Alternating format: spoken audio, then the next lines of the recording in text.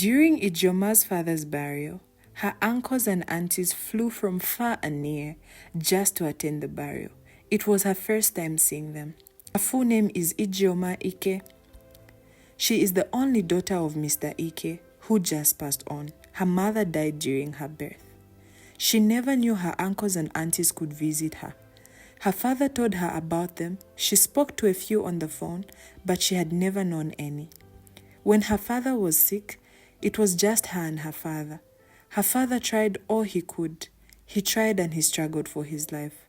As a 13-year-old girl, she could tell that her father was eager to live, but death took him away from her when she needed him the most.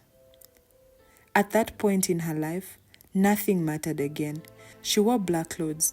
Likewise, all the guests that attended the burial of her father, their compound was filled with different calibers of people: the rich, the poor, the young, and the old.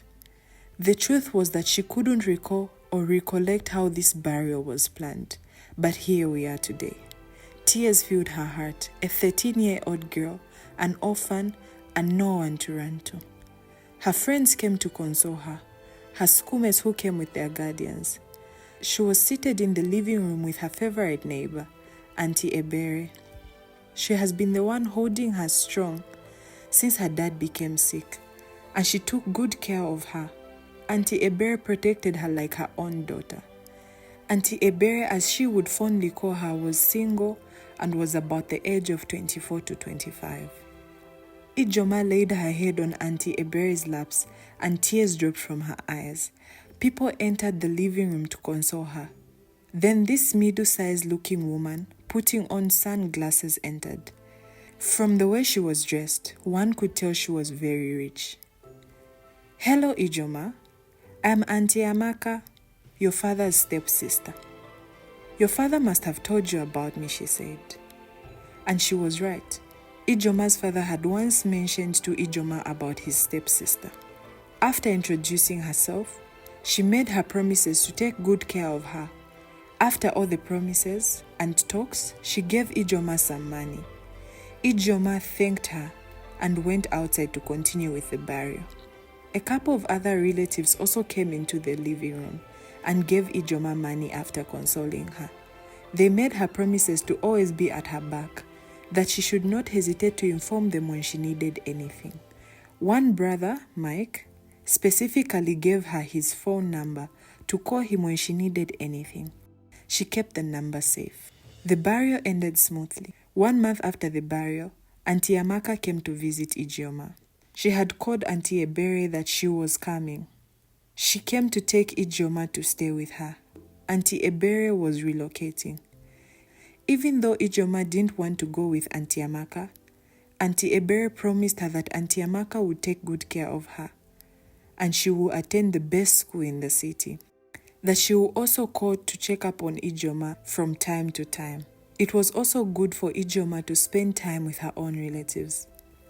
Auntie Amaka drove Ijeoma to the city where she lived with her husband. She had a little baby at the time Ijeoma visited. Ijeoma was welcomed into the home and a special meal was made for her. They told her to feel at home and she should tell them if she needed anything. The family was welcoming and everything was going on well. Until 3 months later, when Ijeoma reminded Auntie Amaka about the school she promised her. She told Ijeoma that she would do that. She hasn't forgotten. 5 months later, when Ijeoma was doing some house chores, Auntie Amaka got back home and called her to come to the living room immediately. When she came to the living room, she saw Auntie Amaka seated with a man who is probably in his late 50s or 60s. She greeted him. She told Ijeoma to bring water for their visitor, and so she did. Ijeoma was full of innocence. When she came back with the water to the living room, her auntie told her to turn around in front of the man, and she did innocently. When the man left, Ijeoma's auntie told her that she had good news for her. "You see this man that just left? He will take you to school and give you all you want if you marry him."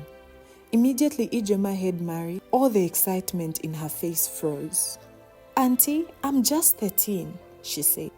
And brilliant Auntie Amaka said, "You can cope. I trust you," she said again. I will not marry him, Ijeoma told Auntie. Ijeoma's auntie looked at her from her head to her toe. It's not a request, Ijeoma. Your bride price will be paid tomorrow. You have to live with him. It felt like a dream to Ijeoma, but it was real. When Ijeoma spoke back at her auntie and told her she wasn't going, her auntie gave her the beating of her life that evening. For the first time, Auntie Amaka flogged Ijeoma as if she was an armed robber. That night, Ijeoma overheard her auntie making funny sounds from the bedroom with her husband, which she later knew, as she grew older, is called moaning during sex. Her auntie was loud, that she could hear them from her bedroom, which was just next door to theirs. The same night, when everyone was fast asleep, she went to the table where they kept their keys in the living room. With the bruises all over her body, she took the key, opened the main door leading outside, and she ran for her life. That night, Ijeoma ran for her dear life. What she took from Auntie Amaka's house was the phone number Uncle Mike gave to her during her father's burial. She didn't know where she was going to, but she kept on running. She was an intelligent girl, and everyone in the village told her that. So it was time she used some of the intelligence to help herself. She made sure she ran as many kilometers far away from Auntie Amaka's house. When she was sure that she was far from the house, she thought of calling her favorite neighbor, Auntie Ebere, with someone's phone when it's daybreak, and tell her Auntie Amaka wanted to marry her off, but she remembered she didn't have Auntie Ebere's phone number. That same night, she looked for a place to sleep. The place had a chair which the owner faced down, so she brought up the chair and slept on it. The next morning, as early as 7 a.m., the owner of the place came to open the place. It was a fashion shop. The owner woke her up. "Young girl, what are you doing sleeping here all by yourself?" the owner asked. "Good morning, ma," Ijeoma greeted her. "My name is Ijeoma, ma. I'm looking for my uncle," Ijeoma said. "Which of your uncles stay here?" the woman asked. "I don't really know, ma. Please, if you can help me call him," Ijeoma pleaded with the woman. The woman looked at Ijeoma for a while. "Give me the phone number. Let me see." Ijeoma handed over the number. She removed her phone and dialed the number. As she was dialing the number, many thoughts began running through Ijeoma's mind. Maybe she shouldn't have run. What is she going to do if Brother Mike was not in the same state which she is currently in? What if he lives very far from where we are now? She didn't even think of any of this before running out of Auntie Amaka's house. She is just 13. Why is all this happening? Why would Auntie Ebere, her neighbor, even let her go? She was still in thought when the woman that was calling her Uncle Mike answered, "Hello?" on the phone, and gave her the phone to talk. "Hello, Uncle Mike. It's me, Ijeoma Ike. You said I should call you when I needed your help." "Yes, Ijeoma. How are you?" "Where are you?" "Uncle, I'm in Onitsha." "Onitsha? What are you doing in Onitsha?" Uncle Mike asked. I, Ijeoma stammered. "You know what? Today is your lucky day. I'm actually on my way to Onitsha to buy goods for my shop. Just stay where you are. I will come and get you," he said. The woman's shop was a popular fashion shop in Onitsha, so it was easy to locate. The woman allowed Ijeoma to stay in her shop until Uncle Mike came. Ijeoma stayed in the shop for about an hour and some minutes before he came. He came with his truck. Uncle Mike thanked the woman for letting Ijeoma stay with her. Ijeoma went into the car and sat at the passenger's side. Uncle Mike entered Onitsha main market and bought what he needed to stock up his shop. They stayed in Onitsha buying goods for almost 5 hours plus. When he was done and called some boys to load up the goods in his truck, he bought food for Ijeoma and they drove back to Asaba. "What are you doing in Onitsha?" Uncle Mike asked again. "I came to live with one of my aunties, but she wanted to marry me off to an old man." "Your auntie? Which of them?" he asked. "Auntie Amaka." "Amaka? I didn't really know her. Your father's stepsister, right?" Ijeoma nodded. "Poor girl," he said. "So sorry. "As you know, I'm your father's friend, so just feel at home when we get to my house," he said. They drove all the way to Asaba. It was a smooth ride. He first went to his shop and offloaded his goods. Then he took Ijoma to his house. Uncle Mike took Ijoma to his wife and introduced Ijoma as his late friend's daughter. After the introduction, he went back to his shop. Uncle Mike had 3 children, 2 boys and a girl.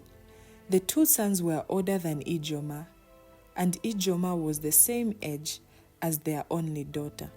That evening, Ijoma was treated with love. When Uncle Mike came back from the shop, he told his wife Neca what Ijoma had passed through. That night, Ijoma slept peacefully until the next morning around 7 a.m. when Uncle Mike had already gone to his shop. Ijoma woke up with water all over her body. Auntie Neca had poured the water on her. "If you're not this lazy, your aunt wouldn't have tried to marry you off. In my house, you are sleeping by this time? If you like your stomach and want to eat anything today, you will have to clean this house sparkling clean. Wash my children's clothes and wash all the dirty plates." By then, her children were already dressed for school. Tears flew down Ijoma's eyes as she shivered in coldness. It was 2 p.m. and Ijoma had not yet had her breakfast. Auntie Neca gave her a load of house chores to do. Uncle Mike left early for work. She washed, cleaned, and swept the house. By 2:30 p.m., Neca's children had already returned from school. Ijoma just started washing the dirty plates they used in eating last night. Neca didn't even give her a second to breathe. Tears rolled down Ijoma's eyes. Auntie Amaka never treated her like this. Did she make a mistake by running away from Auntie Amaka's house? With the way Auntie Neca started treating her, she isn't even sure of going back to school again. That day, Ijoma ate her breakfast by 6 p.m. and that was all she had for the day. That was dinner time for Neca's children. When Uncle Mike came back and asked Ijoma how her first day at home was, she said okay, because of the way Auntie Neca looked at her. She was so scared for her life. She was afraid to tell Uncle Mike. For the next 1 week, Uncle Mike always left home early and came back late. He wasn't always around, and Ijoma was faced with doing house chores alone. When Ijoma escaped Auntie Amaka's house because Auntie Amaka wanted to marry her off to an old man, Amaka woke up to go and prepare Ijoma for her wedding. But when she got to Ijoma's room, the room was empty, but her clothes were still there. "Ijoma!" Auntie Amaka screamed her name, but there was no response. "Honey!" Auntie Amaka called her husband. "Where is Ijoma?" she asked her husband. "Are you asking me? She slept here last night." "I'm very sure," Auntie Amaka said. "What am I going to do now? This girl has killed me. Mazio Keke has paid part of her bride price and I have already used the money," Auntie Amaka said. "You used the money? What did you use it for?" the husband asked. "Babe, for that hair I showed you in my phone. I told you about it.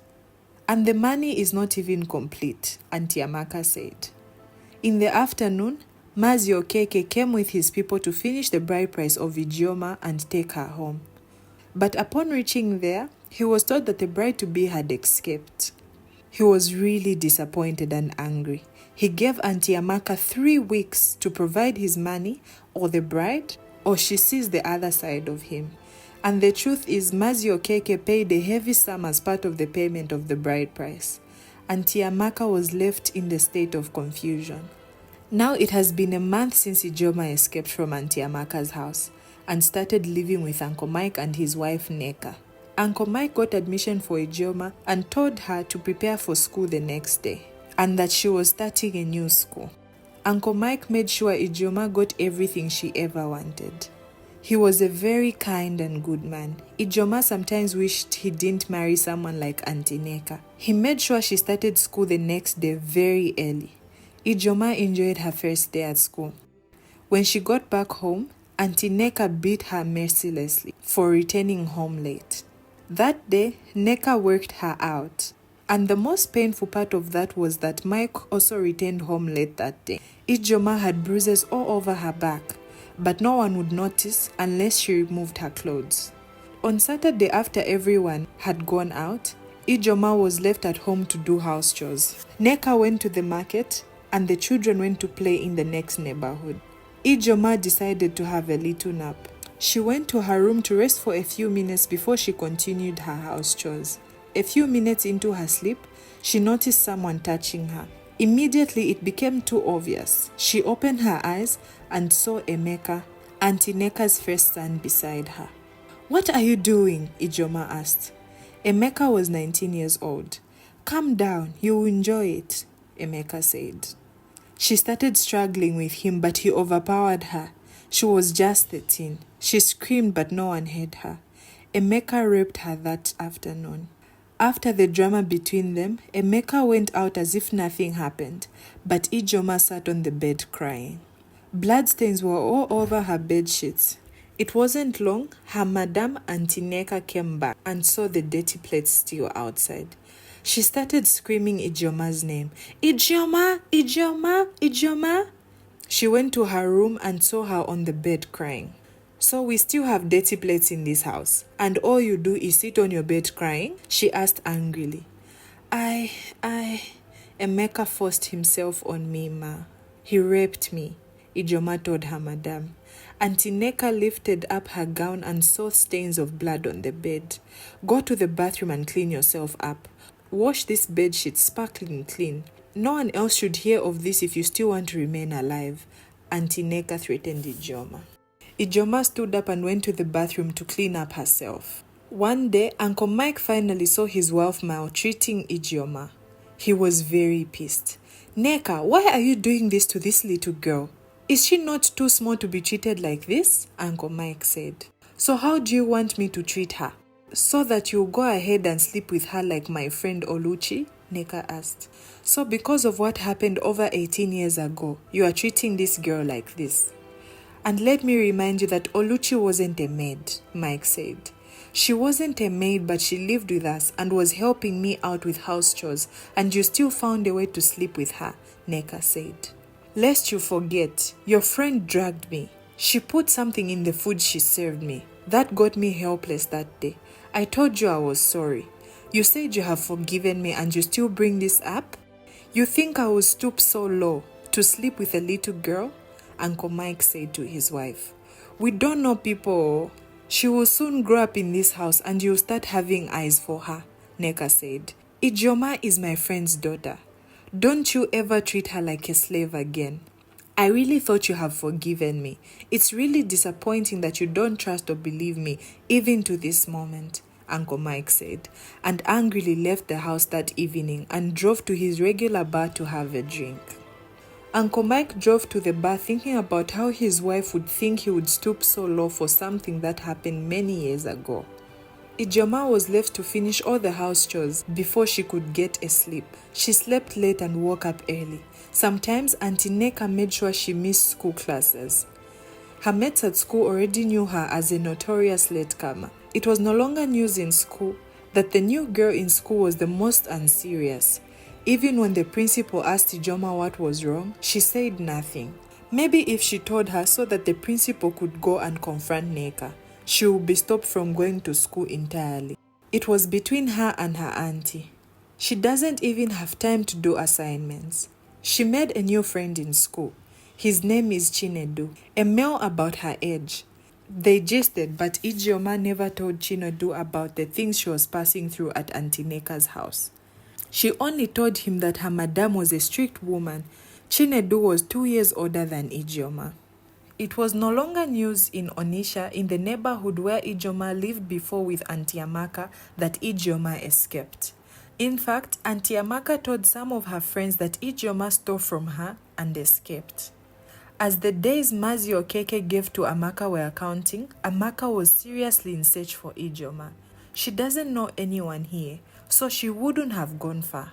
Amaka had thoughts of calling Auntie Ebere to know if Ijoma returns to her, but she thought it would bring up suspicions, so she let it slide. Uncle Mike was in the bar thinking of what next to do. He didn't want his friend's daughter to suffer in his house because of him. As he drank, he thought he finally concluded on taking her to an orphanage. I am sorry, Ike, for disappointing you. I couldn't even take care of your only daughter while you were gone. Tears dropped from his eyes. He paid the waiter and went to his car. He was a little bit too drunk. While in his car, he was thinking if taking Ijeoma to an orphanage was the best idea. Then it quickly rang to him that he should give the little girl to his sister in Lagos to take care of her. Yes, that's what I would do. He quickly brought out his phone to search for his sister's number. On quest of looking for the phone number, he wasn't watching the road, and he was hit by another car coming on the other side of the road.